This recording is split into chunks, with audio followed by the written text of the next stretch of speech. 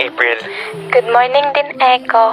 Ang aga mo naman pumunta dito sa ospital. Siyempre, gusto kong alagaan ka. Echo naman, masyado mo naman akong inaalagaan. Dapat lang, April. Matagal ko na nga dapat tong ginawa eh. Kung alam ko lang na may sakit ka. Kaya di ko rin sinabi sa'yo eh.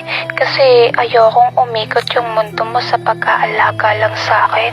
April, desisyon ko to na alagaan ka. Kahit sa ayaw sa gusto mo, hindi kita iiwan.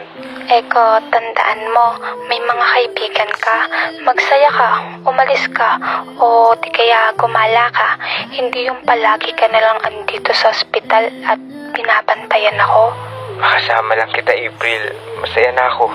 Magiging masaya ka pa rin ba kung mawawala na ako?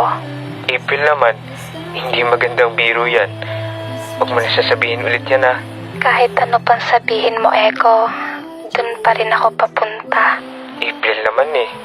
Masaya na ako, Echo, basta makita kitang masaya. Masaya naman ako ah.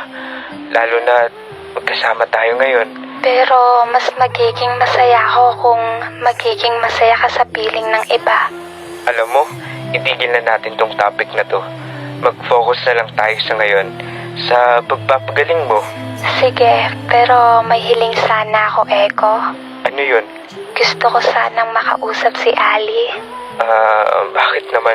Basta, kung okay sana, puntahan mo siya bukas at dalhin mo siya dito.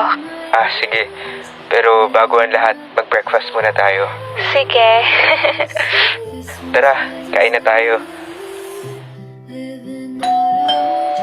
Anong ginagawa mo rito? Yan agad sasabihin mo. Wala man lang, I miss you. O di kaya, hi Milo. Uy, biro lang. Musta na nga pala si April?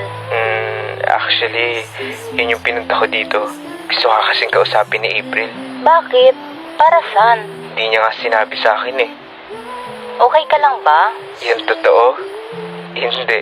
Bakit? Ng isang araw kasi, nalaman kong may sakit pala si April sa puso. At sabi ng doktor, lumalala na yung sakit niya. At anytime, maaaring mawala siya, Ali. Ganun ba? Oo. Sa totoo lang, sobra ako nahihirapan para kay April. Ali, hindi ko kayang mawala si April. Hindi ko kakayanin.